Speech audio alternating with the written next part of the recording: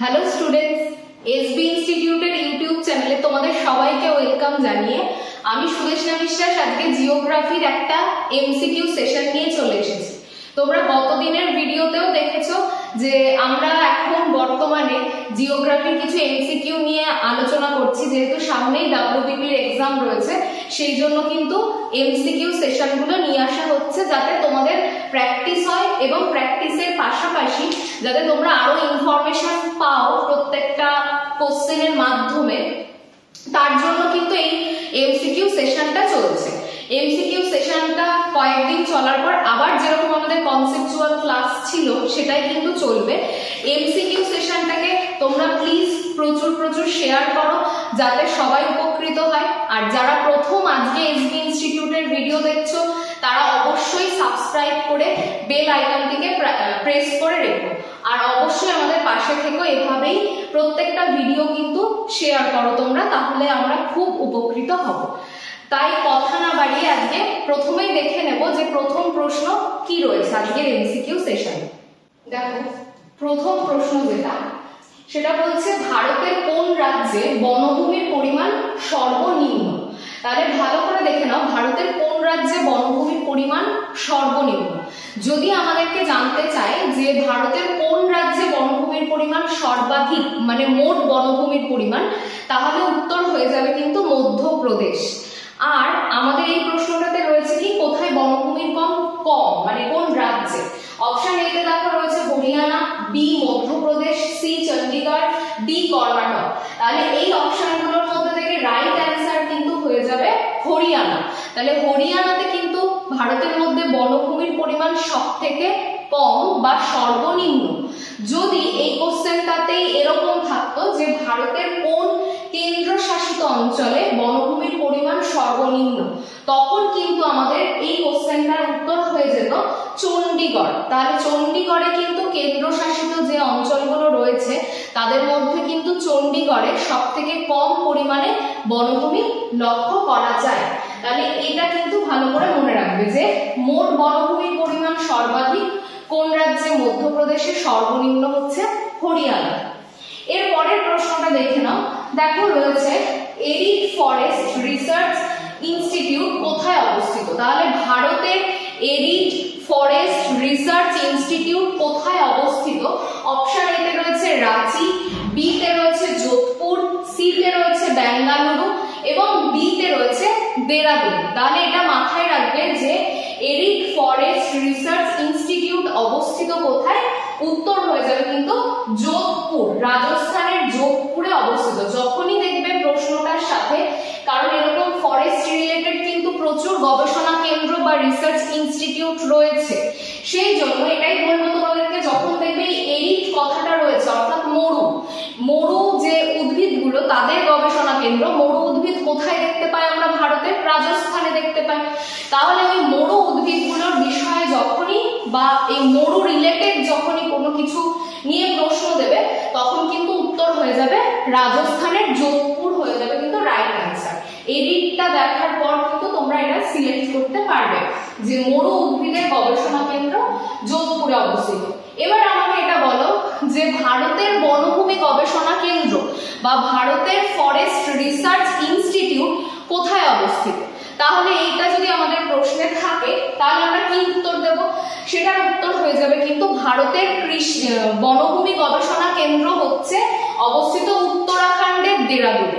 তাহলে এটা ভালো করে মনে রাখবে যে ভারতের বনভূমি গবেষণা কেন্দ্র বললে হবে উত্তরাখণ্ডের দেরাদুন। আর যদি বলে এরিড ফরেস্ট রিসার্চ ইনস্টিটিউট কোথায়, মরু উদ্ভিদ গবেষণা কেন্দ্র, তাহলে হয়ে যাবে কিন্তু রাজস্থানের যোধপুর। পরের প্রশ্ন দেখো, বলছে যে ব্যাসল্ট জাতীয় লাভা থেকে কোন মৃত্তিকার উৎপত্তি হয়েছে। তাহলে দেখো এখানে আমরা প্রত্যেকেই জানি যে আমাদের ভারতবর্ষের মহারাষ্ট্র এবং গুজরাট এই দুটো জায়গাতে আমরা কি দেখতে পাই, কৃষ্ণ মৃত্তিকা বা কালো মৃত্তিকা দেখতে পাই। এই কৃষ্ণ মৃত্তিকার অপর নাম কি, সেটা হচ্ছে রেগুর মাটি। তাহলে কৃষ্ণ মৃত্তিকার অপর নাম হচ্ছে রেগুর মাটি বা রেগুর মৃত্তিকা। সেই কৃষ্ণ মাটি কিভাবে তৈরি হয়েছে, দেখো যে ভারতের যেটা উপদ্বীপীয় মালভূমি অঞ্চল নামে পরিচিত, সেই অঞ্চলটাতে যে সমস্ত দুর্বল স্থান ছিল, অর্থাৎ সেই ফাটল বরাবর ভূগর্ভের ম্যাগমাটা বাইরে লাভা রূপে বেরিয়ে আসে এবং সেই লাভাটাই কিন্তু ধীরে ধীরে ঠান্ডা হওয়ার ফলে ব্যাসাল্ট জাতীয় আগ্নেয় শিলা তৈরি করে। এই ব্যাসাল্ট জাতীয় আগ্নেয় শিলা থেকে যে মাটিটার উদ্ভব হয়েছে, অর্থাৎ ব্যাসাল্ট জাতীয় আগ্নেয় শিলা দীর্ঘ সময় ধরে আবহ বিকারের ফলে ভেঙে চূর্ণ বিচূর্ণ হওয়ার পর সেখান থেকে কিন্তু তৈরি হয়েছে কালো মাটি বা কৃষ্ণ মাটি বা রেগুর মাটি। তাহলে এখানে দেখো উত্তর কি হয়ে যাবে বুঝতেই পারছো, ব্যাসাল্ট জাতীয় লাভা থেকে কৃষ্ণ মৃত্তিকার উদ্ভব হয়েছে। এরকমই কিন্তু প্রত্যেকটা মাথায় রাখবে যে এখানে যেটা রয়েছে পলি মাটি। পলি মাটি কি? একদম আমরা প্রত্যেকেই জানি পলি মাটি কখনোই পরিণত মাটি না। পলি মাটি কিন্তু এক ধরনের পরিবাহিত মাটি বা বহিরাঞ্চলিক মাটি। কারণ পলি মাটি হচ্ছে একটা স্থান থেকে নদীর জল বা হিমবাহ বা বায়ুর দ্বারা এটা কিন্তু বয়ে আসে অন্য জায়গাতে, সেই জন্য পলি মাটিকে সর্বদাই বহিরাঞ্চলিক মাটি বা এটাকে বলা হচ্ছে কিন্তু পলি মাটিকে বলা হয় কিন্তু অপরিণত মাটি। আর লাল মাটি কোন জাতীয় শিলা থেকে উৎপত্তি লাভ করেছে সেটা কিন্তু অবশ্যই যারা ভিডিও দেখছো তারা কমেন্ট সেকশনে জানাতে ভুলবে না যে লাল মাটি কোন শিলা থেকে উদ্ভব হয়েছে। পরের প্রশ্ন দেখো, বলছে কি ভারতের কোথায় সর্বাধিক মৃত্তিকা ক্ষয় দেখা যায়? তাহলে অপশন এ তে রয়েছে চম্বল নদীর উপত্যকা, বি তে রয়েছে দেখো মহানদীর উপত্যকা, সি তে রয়েছে গঙ্গা নদীর উপত্যকা, ডি তে রয়েছে কোনোটিই নয়। আমরা প্রত্যেকেই জানি যে যদি মৃত্তিকা ক্ষয়ের কথা বলি, মৃত্তিকা ক্ষয় কিন্তু প্রাকৃতিক এবং মানবীয় উভয় কারণেই হয়। এদের মধ্যে যদি আমরা ভালোভাবে দেখি যে জলপ্রবাহের দ্বারা মৃত্তিকা ক্ষয় কিন্তু সব থেকে বেশি পরিমাণে হয়, অর্থাৎ জলের প্রবাহের মাধ্যমে। যখন কোনো একটা অঞ্চলে প্রথম বৃষ্টিপাত হচ্ছে বা বহুদিন পর প্রথম বৃষ্টিপাত হয়, তখন কিন্তু সবার প্রথমে কি হয়, মাটির ওপরের আলগা স্তরটা বৃষ্টির জলের সাথে ধুয়ে বেরিয়ে যায়। এটাকে আমরা বলে থাকি শীত ইরোশন বা চাদর ক্ষয়। যখন কোনো অঞ্চলে চাদর ক্ষয় হয়ে গেল বা শীত ইরোশন হয়ে গেল, তারপর শীত ইরোশনের পরে কিন্তু যখন বৃষ্টিপাত আরো হতে থাকে সেখানে কিন্তু সরু সরু নালী তৈরি হয়। সেই সরু সরু নালীর মধ্যে দিয়ে জল প্রবাহিত হতে থাকে, সেটাকে বলা হয় রিল ইরোশন। রিল ইরোশনটাই যখন আরো বেশি, রিল ইরোশনের মাধ্যমে জল প্রবাহিত হচ্ছে, তখন কি হচ্ছে, মাটির ক্ষয়টা আরো বেশি পরিমাণে বাড়ছে। তার ফলে কি হচ্ছে, মাটির ক্ষয় বৃদ্ধির ফলে সরু নালীগুলো কিন্তু ধীরে ধীরে আয়তনে আরো প্রসারিত হতে থাকে। তার ফলে সরু সরু নালীগুলো কিন্তু খাতে পরিণত হয়, যেটাকে খাত ক্ষয় বলে থাকি বা গালি ইরোশন বলি। এরপর গালি ইরোশন হওয়ার পর মানে পুরো বিস্তীর্ণ অঞ্চল জুড়ে প্রচুর গভীর গভীর খাত তৈরি হওয়ার পর অঞ্চলটা পুরোপুরি অনুর্বর এবং একেবারেই বৃক্ষহীন এবং শুষ্ক রুক্ষ একটা পরিবেশ তৈরি হয়, যেটা হয় কিন্তু মূলত র্যাভাইন ক্ষয়ের মাধ্যমে। এবং এই ধরনের অঞ্চলগুলোকে আমরা কি বলে থাকি, ব্যাডল্যান্ড বা বধ্যভূমি বলে থাকি। তাহলে সেখানেই দেখো এখানে যেটা অপশনে রয়েছে চম্বল নদীর উপত্যকা হচ্ছে এখানে কিন্তু একদম সঠিক উত্তর। কারণ আমরা প্রত্যেকেই জানি যে মধ্যপ্রদেশের চম্বল নদীর উপত্যকাতে সব থেকে বেশি পরিমাণে কিন্তু এই ধরনের মৃত্তিকা ক্ষয় কিন্তু দেখা যায়। তাহলে চম্বল নদীর উপত্যকা। এরকমই মনে রাখবে যে যদি আমাদেরকে বলে পশ্চিমবঙ্গের কোথায় মৃত্তিকা ক্ষয় সব থেকে বেশি পরিমাণে দেখা যায়, তাহলে আমরা এটা মানে আরো অনেকগুলোই উত্তর দিতে পারি। সেটা হচ্ছে পশ্চিম মেদিনীপুর জেলার গনগনি, এটা একটা উত্তর হতে পারে। বীরভূমের শান্তিনিকেতনের খোয়াই, এই জায়গাগুলোতে কিন্তু প্রচুর প্রচুর পরিমাণে মৃত্তিকা ক্ষয়ের নিদর্শন কিন্তু আমরা পেয়ে থাকি। পরের কোশ্চেন দেখো রয়েছে মধ্য ও দক্ষিণ ভারতে পার্বত্য উদ্ভিদকে কি বলা হয়? অপশন এ রয়েছে আলপীয় অরণ্য, বি শোলা অরণ্য, সি মিশ্র অরণ্য এবং ডি সরলবর্গীয় অরণ্য। এখানে দেখো যদি আমরা খেয়াল করি তাহলে দেখতে পাবো যে সরলবর্গীয় অরণ্য আমরা মূলত দেখতে পাই হিমালয় পার্বত্য অঞ্চলগুলোতে অধিক উচ্চতাতে শীতল নাতিশীতোষ্ণ পরিবেশে দেখা যায়। মিশ্র অরণ্যতে আমরা পর্ণমোচী চিরহরিৎ দুটো উদ্ভিদই একসাথে দেখতে পাই। আর আলপীয় অরণ্যটা কোথায় রয়েছে? ইউরোপের আল্পস পর্বতে যে অরণ্য অবস্থিত তাকে আলপীয় অরণ্য বলে। ভারতেও দেখা যায়, ভারতেও বেশ অধিক উচ্চতায় পর্বতের ঢালে আমরা আলপীয় অরণ্য দেখতে পাই। তাহলে এখানে যে কটা অপশন রয়েছে তাদের মধ্যে রাইট অ্যান্সার হয়ে যাবে কিন্তু শোলা অরণ্য। তাহলে আমরা দেখতে পাই তাকে বলা হচ্ছে কিন্তু শোলা অরণ্য। মোটামুটি 1000 থেকে 1500 মিটারের বেশি উচ্চতাতে এই অরণ্যটা দেখতে পাই। যেমন পশ্চিমঘাটের পার্বত্য অঞ্চলে দেখা যায়, নীলগিরি পর্বতে দেখা যায়, মহাদেব পর্বত, মহাকাল পর্বত, এই জায়গাগুলো কিন্তু ভীষণভাবে শোলা অরণ্যের জন্য বিখ্যাত। আর এখানে রডোডেনড্রন এই জাতীয় যে সমস্ত গাছগুলো সেগুলো কিন্তু দেখতে পাই। পরবর্তী প্রশ্ন দেখো, বলছে কোন রাজ্যে সেগুন গাছ সর্বাধিক দেখা যায়? এতে রয়েছে মিজোরাম, বি অসম, সি মধ্যপ্রদেশ এবং ডি উত্তরপ্রদেশ। এখানে কিন্তু রাইট অ্যান্সার হয়ে যাবে মধ্যপ্রদেশ। তাহলে কোন রাজ্যে সেগুন গাছ সব থেকে বেশি দেখা যায়? তাহলে মধ্যপ্রদেশে কিন্তু সব থেকে বেশি পরিমাণে আমরা সেগুন গাছ দেখতে পাই। পরের প্রশ্ন দেখো, ভারতের দৈনিক আবহাওয়া মানচিত্র কোথা থেকে প্রকাশিত হয়? তাহলে দেখো অপশন এ তে রয়েছে দিল্লি, বি পুনে, সি মুম্বাই এবং ডি হচ্ছে চেন্নাই। তাহলে ভারতের প্রত্যেক দিন যে আবহাওয়ার মানচিত্রটা প্রকাশিত হয় সেটা প্রকাশিত হয় কিন্তু পুনে থেকে, মহারাষ্ট্রের পুনে থেকে কিন্তু প্রকাশিত হয়। অনেকেই এই প্রশ্নটা দেখে হয়তো ভাববে যে দিল্লি থেকে হবে, কিন্তু না, দিল্লি থেকে কিন্তু হবে না। যদি বলা হতো এখানে আইএমডি বা ইন্ডিয়ান মেট্রোলজিক্যাল ডিপার্টমেন্টের সদর দপ্তর কোথায়, তাহলে উত্তরটা আমরা দিতাম কি দিল্লি। কিন্তু এখানে মাথায় রাখতে হবে যে যখনই বলবে ওয়েদার ম্যাপ বা আবহাওয়া মানচিত্র কোথা থেকে প্রকাশিত হয়, উত্তর হয়ে যাবে মহারাষ্ট্রের পুনে থেকে প্রতিদিন প্রকাশিত হয়।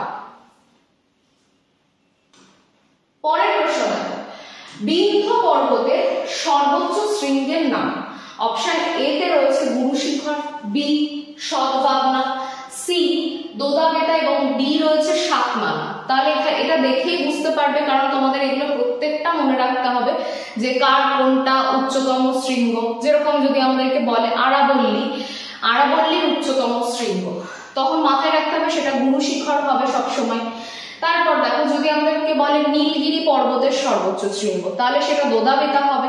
যদি আমাদের প্রশ্ন করা হয় পশ্চিমঘাট পর্বতমালার সর্বোচ্চ শৃঙ্গ, তাহলে সেটা কি হবে? আনাইমালাই পর্বতের আনাই নদী হবে।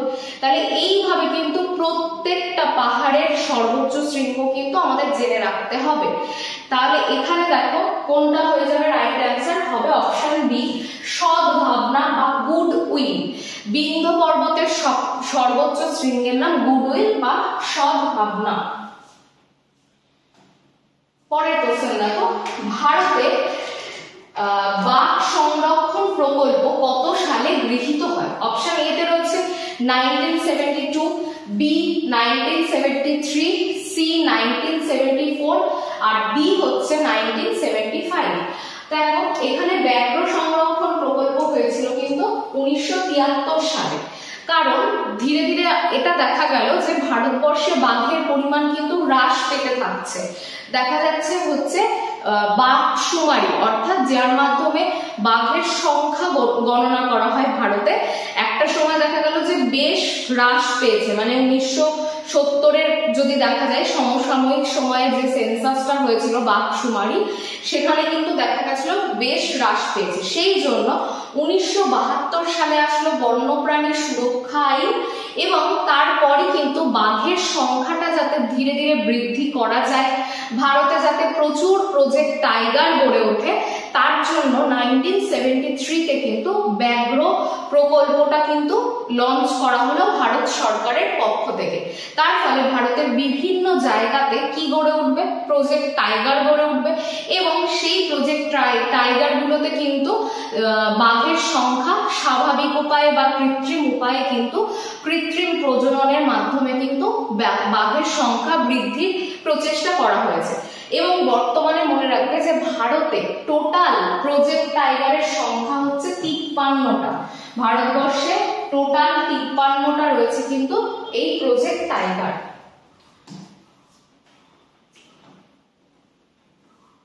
পরের প্রশ্ন দেখো, বলছে ভারতের নবীনতম বায়োস্ফিয়ার রিজার্ভ কোনটি? অপশন এ তে রয়েছে বন্দিপুর, বি পান্না, সি নীলগিরি, ডি নকরেক। তাহলে ভারতের নবীনতম বায়োস্ফিয়ার বায়োস্ফিয়ার রিজার্ভ। যদি আমরা আগে মাথায় রাখি যে ভারতের সবথেকে প্রাচীনতম বায়োস্ফিয়ার রিজার্ভের নাম কি, তাহলে সেটা কিন্তু হয়ে যাবে নীলগিরি।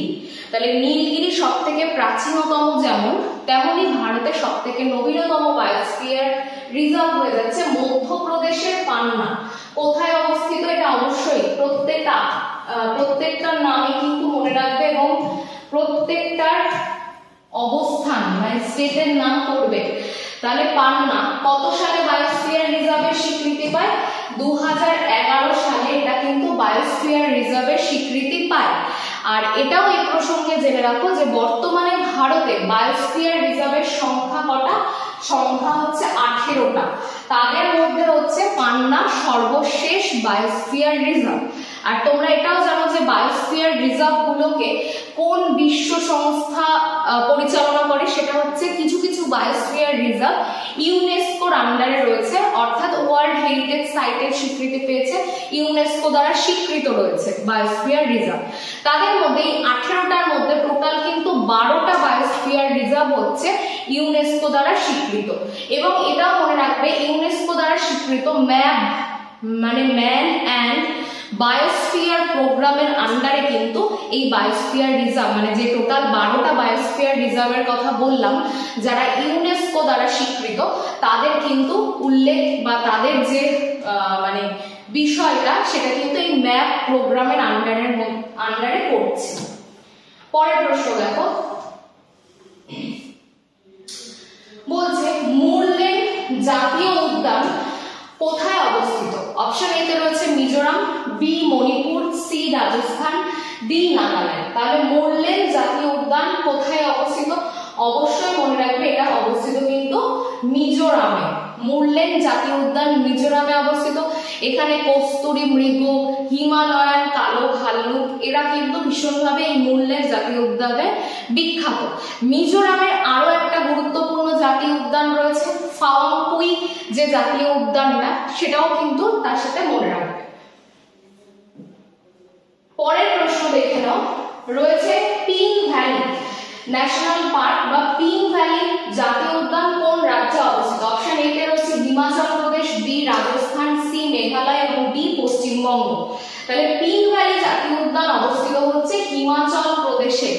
এখানে কিন্তু বিভিন্ন ধরনের পাখিদের জন্য এই জাতীয় উদ্যান ভীষণভাবে বিখ্যাত। এই পিন ভ্যালি ন্যাশনাল পার্ক বিভিন্ন ধরনের পাখি সংরক্ষণের জন্য গুরুত্বপূর্ণ।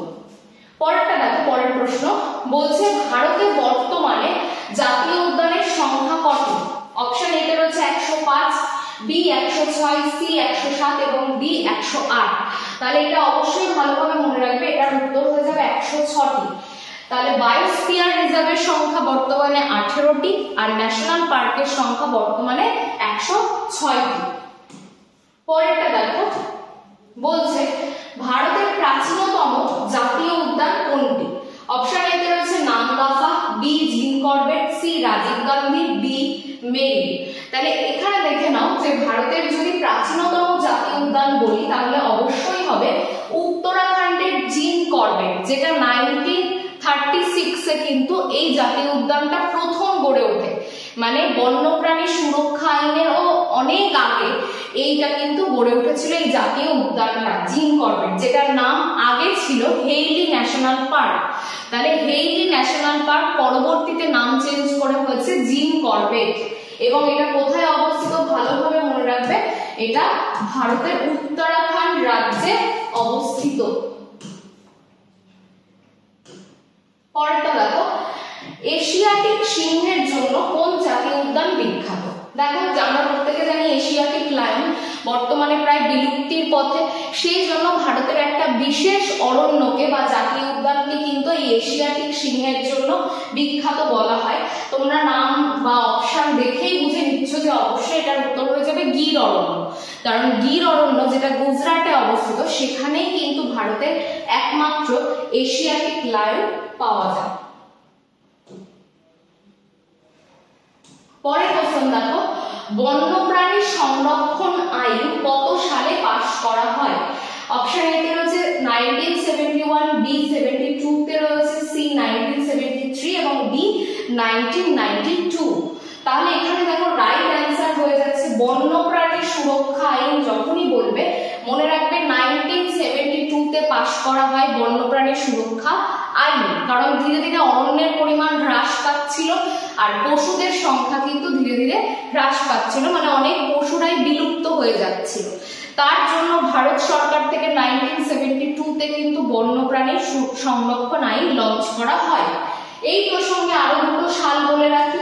1973 এই মাত্রই বলেছি, সেটা হচ্ছে ভারতের ব্যাঘ্র সংরক্ষণ প্রকল্প কিন্তু 1973 তে লঞ্চ করা হয়।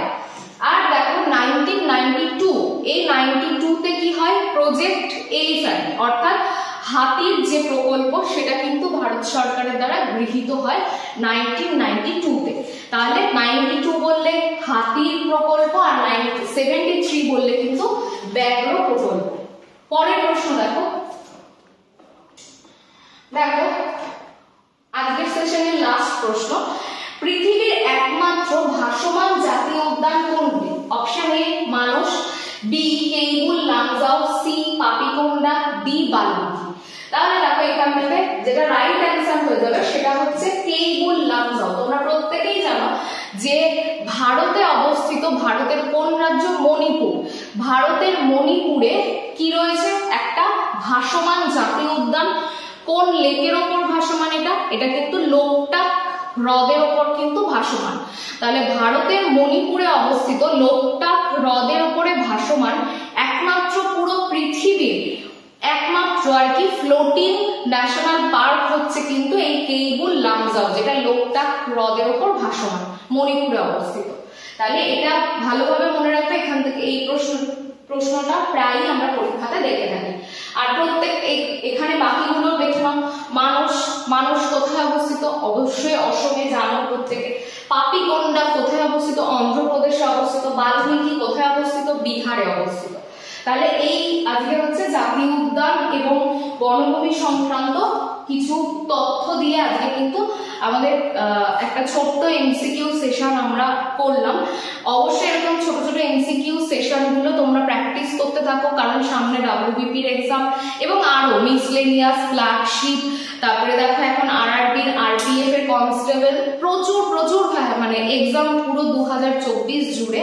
সেই জন্য কিন্তু আমাদের প্রস্তুতি যেরকম আমাদের কনসেপচুয়াল ক্লাস করতে হবে, একইভাবে আমাদের MCQ এর সিরিজগুলো কিন্তু প্র্যাকটিস করতে হবে। তাহলে বুঝতে পারবে যে কোন জায়গা থেকে কি ধরনের প্রশ্ন পরীক্ষাতে আসে। তাহলে বেশি সময় নষ্ট একদমই করবো না, তোমরা অবশ্যই কিন্তু ভিডিওটি খুব ভালো করে দেখো। আর যা যা ইনফরমেশন দিলাম সেগুলো প্রত্যেকটা কিন্তু খাতায় নোট ডাউন করে রাখবে, এটুকুই আশা রাখবো। আজকের মতন জিওগ্রাফির ভিডিও এই পর্যন্তই। দেখা হচ্ছে পরবর্তী কোনো ভিডিওতে। ততক্ষণ তোমরা প্রত্যেকে ভালো থেকো এবং সুস্থ থেকো। ধন্যবাদ সবাই।